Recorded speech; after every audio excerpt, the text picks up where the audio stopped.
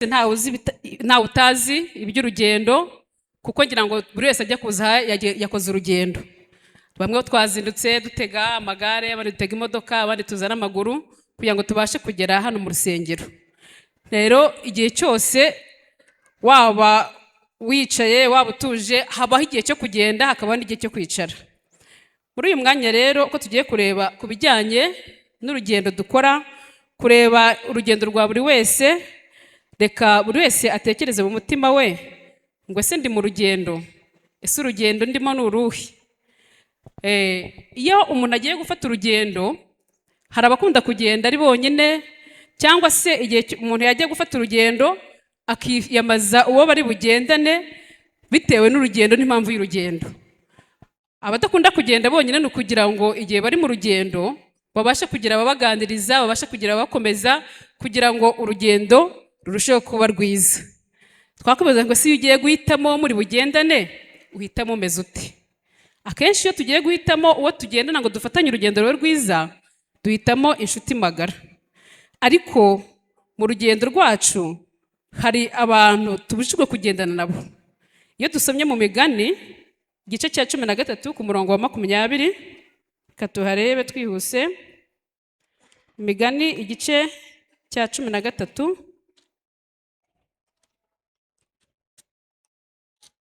Migani igice cya 13 ku murongo wa 20, haravuga ngo ugendana n'abanyabwenge azaba umunyabwenge nawe, ariko mugenzi w'abapfu azabihanirwa. Aya magambo y'Imana atuburira abo tukwiye kugendana nabo. Ese umunsi ku wundi kugenda ugendana nandi?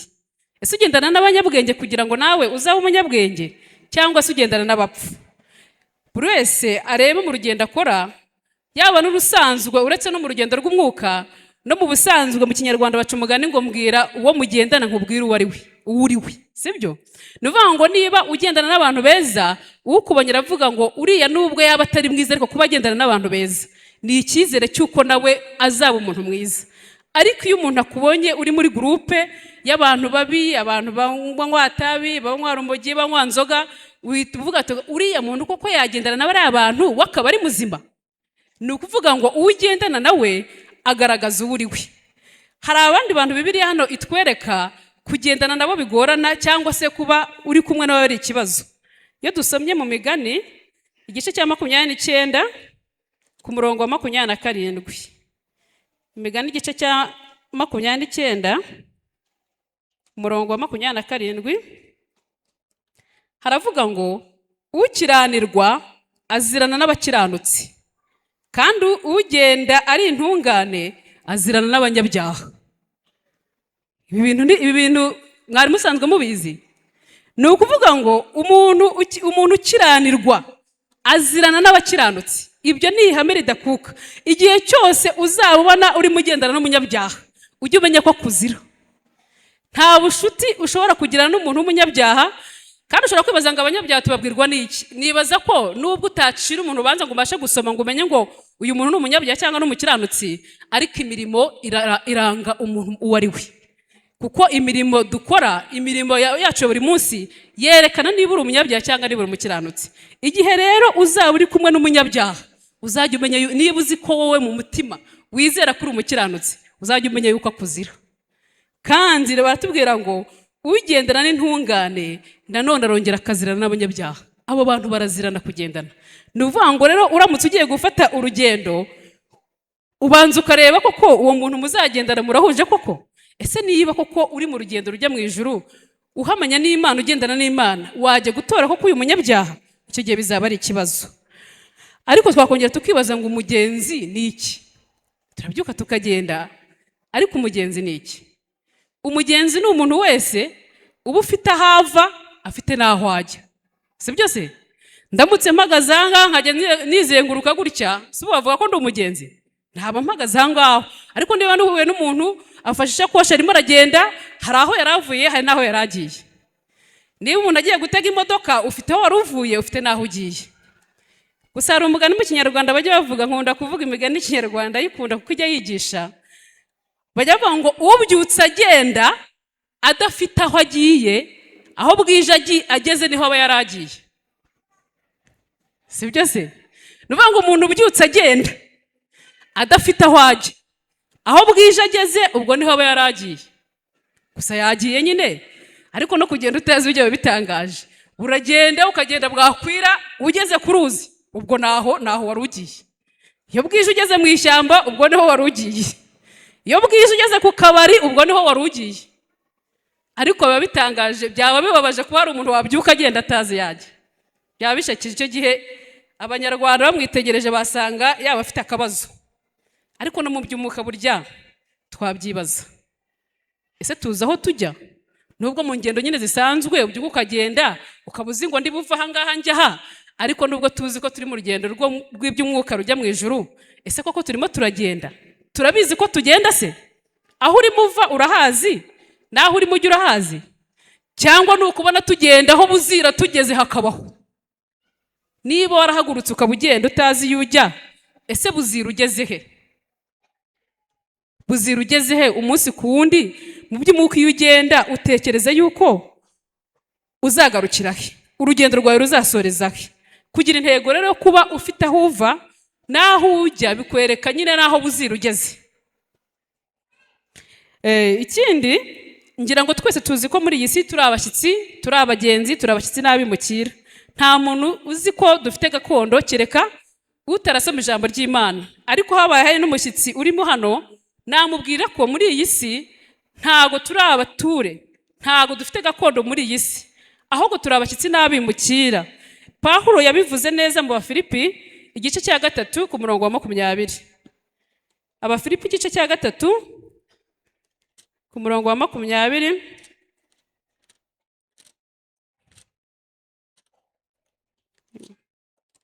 Abafilipi igice cya 3 ku murongo wa 20 haravuga ngo nawe twebweho iwacu uri mu ijuru niho dutegereje umukiza ko azava, ari we mwami Yesu Kristo.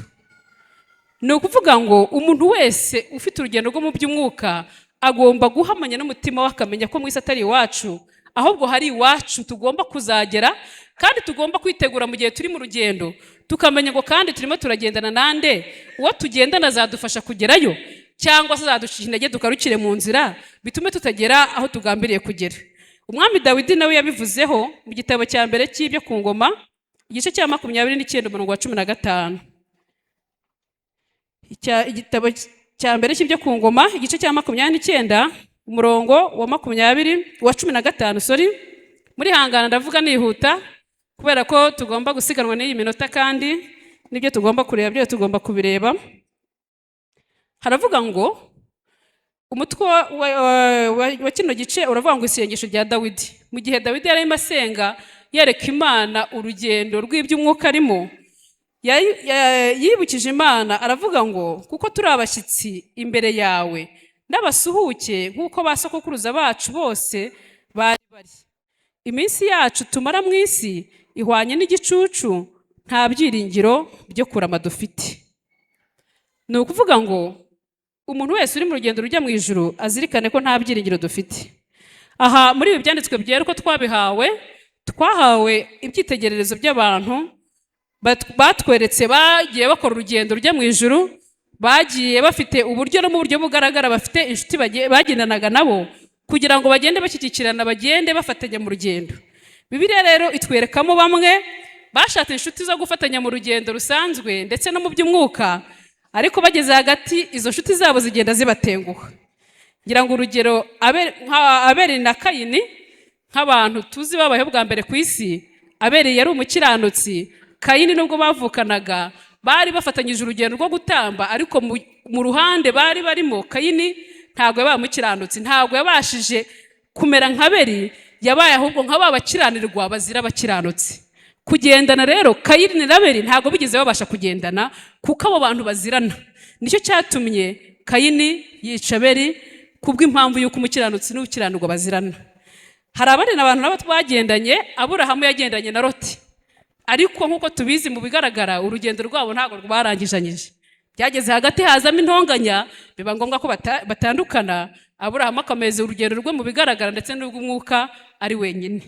Elisa na Gihazi nabo tubazi nk'abantu bagendanye, ariko muzi ko Gehazi yageze hagati atenguha Elisa. Sibyo se siko byagenze? Kuko bagendanaga badahuje aho bajya, aho umwe yari afite umugambi wahajya, undi nawe afite iyindi nzira, ibyerekezo bitandukanye. Niyo mpamvu byageze hagati bikisobanura, bigatuma batandukana. Twagenda tubona benshi banditswe mu byanditswe byera, ariko hari n'abandi Bibiliya itwereka bagendanye, mu kugendana bakabana inshuti nziza, bakaba inshuti magara, bakagenda bakomezanya mu rugendo kugira ngo babashe kugishyika aho bagombaga gushyika. Iyo turebye tuzi Mose na Aroni ko bagendanye, bakoranye umurimo mwiza, bagakomezanya, intambara zikabageraho, Aroni agakomeza amaboko ya Mose. Siko tubizi se? Yamubereye inshuti nziza, akamushyigikira, aho umwe aguye undi akamwegura. Ndetse tuzi Yosuwa na Kalebu ko nabo bagendanye neza, bakomerezaho Mose na Aroni bari bagejeje, babasha kugeza Abisirayeli mu gihugu cy'isezerano. Iyo turebye Eliya na Elisa, nabo tubona nk'urugero rw'abantu bagendanye neza, baba inshuti nziza, barakomezanya kugeza ubwo Eliya yimbuwe, Elisa nawe agasigara agomba gukomeza urugendo yari arimo. Ariko aba bantu babiri nabo bagendanye neza, tukongeraho Dawidi na Yonatani. Sibyo se? Nabo babaye inshuti nziza, bakomezanya mu rugendo byabo mu by'umwuka ndetse no mu by'umubiri, bagakomezanya kugira ngo, kuko ntago urugendo rujya mu ijuru ntirubuza yuko n'iby'umubiri bigomba kubaho, ahubwo habaho ibisanzwe by'umubiri, ugakora imirimo igomba gukorwa mu isi uko isanzwe, ariko hakaba kuzirikana nuko turi abakisi n'abimukira muri iyi si, tuzimukira mu bwami bwo mu ijuru. Aba rero uko bagendanaga, uko bari bafite imigambi yo kujya mu ijuru, nubwo babaga ari babiri tubona bari kumwe, ariko inyuma habaga hari undi mugenzi ubyihishe inyuma utagaragara. Sibyo se? Yabaga ari inyuma, abyihishe inyuma. Uyu Mose nk'uko tubonye yagendaga na Aroni, ariko uru rugendo yari rutangiye afite impamvu rutangiye, afite n'umubwiye uko agomba kurukora, kandi wamusezeranyije kuba ari kumwe nawe igihe cyose. Iyo dusomye muri Yesaya igice cya 63 ku murongo wa 12, Yesaya igice cya 63 umurongo wa 12, haravuga ngo, ninde watumye ukuboko kwe kw'icyubahiro kugenda uruhande rw'iburyo rwa Mose, agatandukanya amazi imbere yabo, akihesha izina rihoraho, akabanyuza imuhengeri nk'amafarashi anyura mu butayu ntibatsitare. Aha iri somo ritwereka ko mu gihe bagendanaga, Imana yabaga iri mu ruhande mu kuboko kw'iburyo kwa Mose, kugira ngo ibyo akora byose ibashe kumuyobora. Irindi somo ryo mu Kuva igice cya 3 ku murongo wa 10 kugeza 12, Kuva igice cya 3, wenda tutiriwe tuhasoma cyane, hatubwira igitekerezo cy'uburyo Imana yabonekeye Mose mu gihuru cyaka umuriro, ikamubwira uburyo agomba kujya kureba ubwoko bw'Imana munuze muri Egiputa.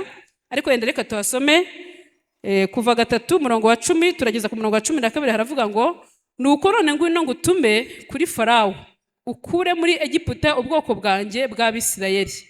Mose abwira Imana ati, ndi muntu ki wahangara kwegera Farawo ngo nkure Abisirayeli muri Egiputa? Iramusubiza iti, ni ukuri nzabana nawe, ibizakubera ikimenyetso yuko ari jye ngutumye, nuko uzakura ubwo bwoko muri Egiputa mugakorera Imana kuri uyu musozi. Ndavuga ngo muri urugendo rwa Mose, Imana yamusezeranije kubana nawe, nubwo mu bigaragara yabaga ari kumwe na Aroni, ariko Imana nayo yabaga iri ruhande rwe, iri mu ruhande rw'iburyo, niko ijambo ry'Imana ritubwiye. Aburahamu nawe wakoze urugendo, nubwo habayeho gutandukana na Loti, ariko Imana ntabwo igize itandukana nawe, ahubwo yakomezanyije nawe, kandi nk'uko ariyo yari yamubwiye kuva mu gihugu cya Uriya w'Abakaludaya, ikamuyobora kumugeza aho yagombaga kugera, yakomeje kubana nawe. Ibyo mwaza bisoma mu Itangiriro igice cya 12 ku murongo wa 1 kugeza ku murongo wa 4. Ingero z'abagenze n'abagendanye n'Imana ni nyinshi, nuko tuba twaje uyu munsi kugira ngo Imana yongere twibutse amagambo yayo, yongere idusubize intege mu bugingo, yongere dukomeze mu gihe tugenda mu buzima butandukanye, tugenda duhura n'ingorane zitandukanye, ariko iyo twongeye tukicara hano imbere y'Imana, tukicara mu rusengero rw'Imana, Imana yongere kudukomeza, ikaduhumuriza, ikatwereka nubwo duhura n'ingorane mu buzima duhura nabwo, ntabwo Imana ijya kure yacu, ahubwo iduhora hafi. Ahubwo icyo dusabwa ni ukugira ngo tubashe kumenya ngo ese koko turabizi ko turi kumwe, cyangwa twumva dusa nk'aho turi kure yayo. Igihe cyose uzaba utuje ugatega amatwi ijwi rivugira mu mutima wawe, uzabasha kumva Imana iri kumwe nawe. Muri aba bantu rero bagendanye n'Imana kandi Imana ikabana nabo, ntabwo twasoza tutavuze umugabo tuzi witwa Henoki.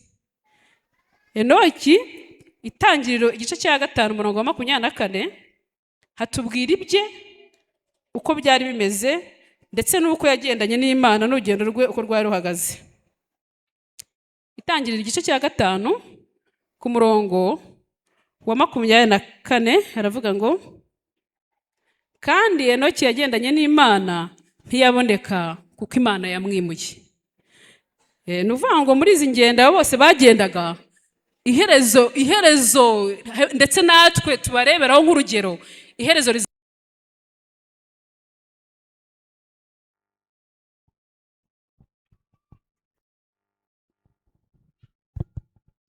murakoze. Iherezo rigomba kuzagarukira, urugendo ruzasoreza mu ijuru. Ni ukuvuga ngo natwe ni uko tugenda, ntabwo tugenda nk'abatazi iyo bajya, ntabwo tugenda nk'abagenda ngaho buzira tugeze tubariho tuba tugiye, ahubwo turi mu rugendo ruva mu isi y'irimbukiro, ruva mu gihugu cy'ibyaha twerekeza mu bwami bwo mu ijuru. Niho urugendo rwacu rugomba gusoreza. Niba rero mu gupanga urugendo rwawe utarapanze aho rugomba kuzasoreza, urugendo warupanze nabi. Ahubwo uyu mwanya ni umwanya wo kwicara ngo utekereze ngo ko ndi mu rugendo, ese nzi neza urugendo ruzasoreza?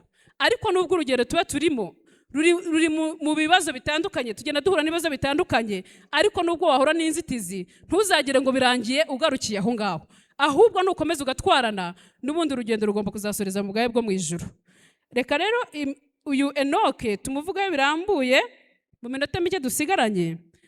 Ariko uyu Enoke nubwo Imana yamwimuye mu ijuru, tubwirwa ko yagendanye n'Imana imyaka 300 kandi akabaho ubuzima bwo gukiranuka. Ahubwo buri wese yakwibaza ngo ese ubuzima bwa Enoke, imibereho ya Enoke irashoboka ku bantu turi mu isi nk'abari mu rugendo? Muhamanya n'Imana ko urugendo nk'urwo Enoke yagendanye n'Imana rurashoboka? Ko mbona imitwe igira gutya ari mikeya, ubwo ababyemera ni bake, ariko birashoboka. Reka dusome amagambo make ari muri kano gatabo kitwa Kubaho nka Enoke, twumve bimwe mu by'urugendo rwe.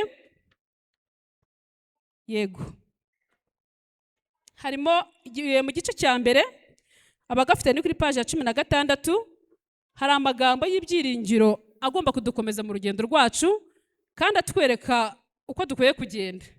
Ndasoma nihuta kuko harimo amagambo meza. Urugero rwa Enoke. Imibereho ya Enoke n'iya Yohana Umubatiza igaragaza uko iyacu ikwiriye kuba. Imibereho ya Enoke n'iya Yohana Umubatiza igaragaza iyacu kukwiriye kuba. Ni ukuvuga ngo niba yaragendanye n'Imana imyaka 300, Imana ikamwimurira mu ijuru, dukwiye kubaho nk'abantu bategereje, kuko natwe ese muri iki gihe hari n'igihe hashobora kuzaboneka nawe Imana izimbura, nabyo byashoboka, sibyo? Ahubwo wakwibaza ngo ese uko ngendana n'Imana ubijikande igashaka mubiri bwimure, naba ndi bwimuke nka Enoke, cyangwa se nakwimurwa nka Eliya uko yazamuwe mu magare? Ariko hano baduhamiriza ko imibereho yabo ishoboka, kandi natwe iyo mibereho ikwiye kuba yacu. Ikirenze kuri ibyo, kurusha uko twajyaga tubikora, tugomba kwiga imibereho y'abo bagabo, ari iy'uwo wajyanywe mu ijuru adapfuye, ndetse n'uwo wabanje kuza mbere ya Kristo, kandi akaba yarahamagawe ngo atunganye inzira z'Uwiteka kandi agorore inzira ze. Ariko Yohana buriya ntiyarakomeye, umuntu wahamagariwe kuza gutunganya inzira z'Uwiteka akanazigorora. Ese buriya twebwe ubu dushobora kuba mu bantu bagorora inzira z'Uwiteka, ku buryo Imana iguhamya ngo wowe Marita biranditswe ko wagoroye inzira z'Uwiteka ukazitunganya? nawe washyiramo izina ryawe ukibaza ngo ese inzira z'Uwiteka nzigorora nte? Ese nzigenderamo nte? Ese urugendo koko ndugendamo neza? Tutitaye ku bibi byakorwaga n'abantu bo mu gihe cya mbere cy'umwuzure, nk'uko akenshi abantu bagiye babyibwira, ntabwo iki gihe cyabaye igihe cy'ubujiji n'imibereho ya kinyamaswa. Abantu bahawe amahirwe yo kugera ku rugero ruhanitse mu by'umwuka no mu by'ubwenge. Bari bafite imbaraga z'umubiri n'ibitekerezo bihamye, kandi ayo mahirwe yo kwiga iby'iyobokamana n'ubumenyi bya siyanse nta bandi bari bayafite. Byaba ari ukwibeshya kwibwira ko ubwenge bw'abantu b'icyo gihe bwiyongeraga bitinze bitewe n'igihe gikomeye babayemo, ahubwo ubwenge bwabo bwiyongeraga hakiri kare, kandi abubahaga Imana kandi bakagira imibereho ijyanye n'ubushake bwayo, bakomezaga kunguka ubumenyi n'ubwenge mu mibereho yabo yose. Hari igihe dushobora kwibaza ko muri kino gihe turi abanyabwenge kubarenza. Abakiriya gihe nabo bari bafite ubwenge kandi bigishwaga iby'Imana kurenza uko tubitekereza. Aha rero hepfo haratubwira ngo abihamya ko ari abantu bejejwe nibo buri gihe bagaragaza ubwibone. Abihamya ni abihamya, ntabwo ari abahamya n'Imana cyangwa n'ijambo ry'Imana. Ngo abihamya ko ari abantu bejejwe nibo buri gihe bagaragaza ubwibone, kwikunda ndetse no kwirarira. Mbega ukuntu abameze batyo hari icyo bakwiriye guha Uwiteka ku bw'ingaruka bateje. Bavuga ko imyitwarire yabo ihamanya n'ijuru igihe bagaragaza ibibi bikomoka ku mitima yabo ya kamere. Nta na hamwe bahuje icyitegererezo cyiza na Enoki, Yosefu, Daniyeli, Pawulo ndetse na Yesu Kristo. Batuma kwezwa kwa Bibiliya kugira igisuzuguriro. Ahangaha naciye akarongo. Ni ukuvuga ngo abantu bihamya ko ari abantu b'Imana batajya bagendera ku cyitegererezo cy'abo twahawe nka Enoki na Daniyeli. Ingaruka zibaho muri iyi si ni uko batuma ko kwezwa kwa Bibiliya kugira igisuzuguriro. Ukibwira ko uri mu isi ugorora inzira z'Uwiteka, ahubwo uri mutuma ijambo ry'Imana risuzugurwa. Buri wese akwiye kwisuzuma akareba ngo ese muri aba ndi mubahe? Ese ijambo ry'Imana ntuma rihabwa icyubahiro? Aho dukorera umunsi ku wundi, mu byo dukora, mu byo tuvuga n'abo tugendana, uturebye abasha kudusoma akabona izina ry'Imana rihabwa icyubahiro cyangwa izina ry'Imana risuzugurwa ku bwacu. Imico yabo ntirangwa mu bugwaneza, kandi inshuro nyinshi si beza kandi nta n'ikinyabupfura bagira. Aba ni nk'icyapa cy'ibyaha gihagaze mu ihuriro ry'imihanda, kikayobya abagenzi kibereka icyerekezo kitari cyo. Ni ikibazo gikomeye kuba ushobora kubaba nk'icyapa cy'ibyaha kiyobya abagenzi aho kubayobora. Ugasanga umuntu, hari ahantu nigeze kujya gukorera, umunsi umwe turimo tuganira n'abantu, noneho umuntu umwe mbona ntago yitwara neza. Atitwaye neza umuntu aranyongorera ngo uriya ni umudive.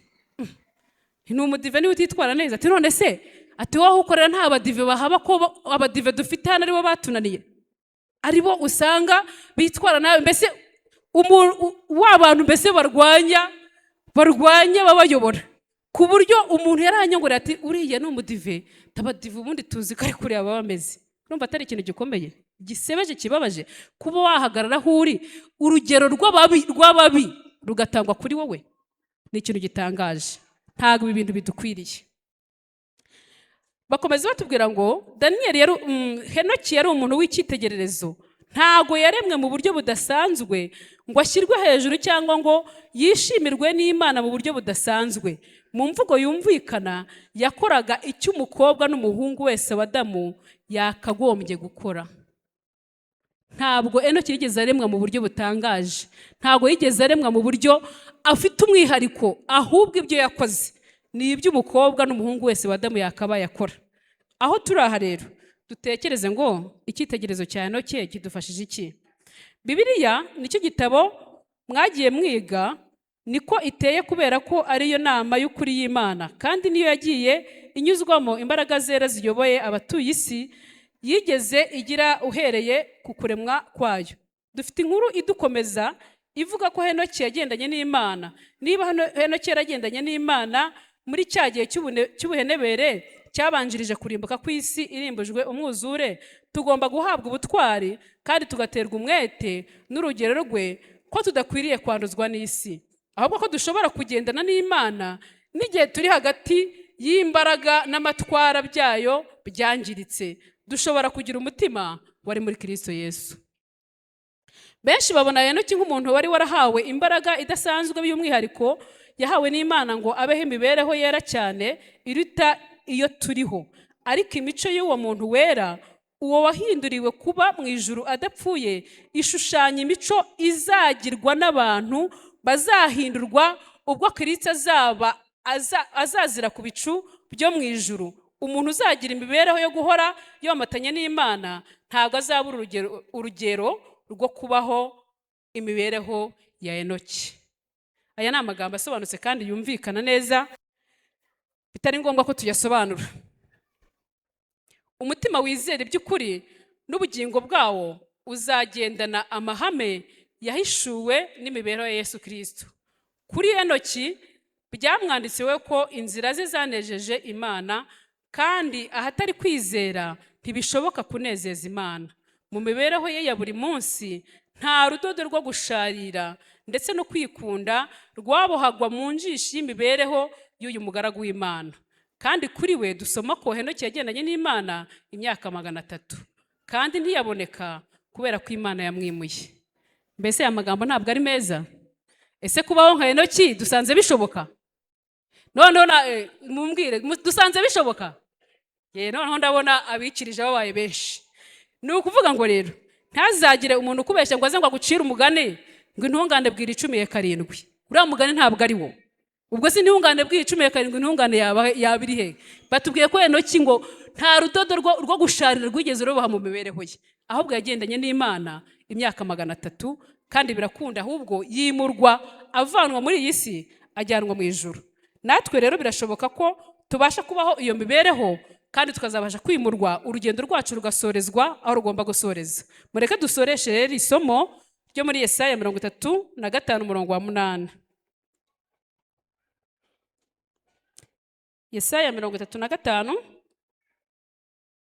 ku murongo wa 8 haravuga ngo, kandi hazabaho inzira nyabagendwa, iyo nzira izitwa inzira yo kwezwa, abandi iyi mitima ntibazayicamo, ahubwo izabe ya babandi, abagenzi naho baba bari abaswa ntibazayiyoba. Mureke rero urugendo rwacu tukwikoreza Uwiteka, tumugire umugenzi w'umwihariko ndetse n'inshuti y'amagara igenda mu kuboko kw'iburyo kwacu, kugira ngo atuyobore mu mibereho yose. Kandi tusabe Imana kuduha kugira imibereho nk'iya Henoki, uko umutima utera dutekereza Imana, kandi twumve ko iri kumwe natwe, kugira ngo dusomye amagambo avuga ngo abantu bazabaho imibereho nk'iya Henoki nibo bazahinduranwa na Kristo ubwo azaba agarutse. Utazigera rero utegereza kuzahinduranwa na Kristo ubizi neza ko utagenda nk'uko Henoki agenda, ahubwo reka dusabe Imana ngo bidufashe, twe ntitwabyishoboza, ahubwo muri Kristo Yesu niho imirimo myiza yaremewe kugira ngo tuyigenderemo. Nitumwishingikirizaho akaba mu ruhande rwacu, ibyo bizashoboka kandi urugendo rwacu turusoze neza, turusoze amahoro. Icyo nabasabirira ni ukugira ngo buri wese agende azi yajya, azi n'iyava, bityo tuzasoza amahoro, izina ry'Imana rihabwe icyubahiro.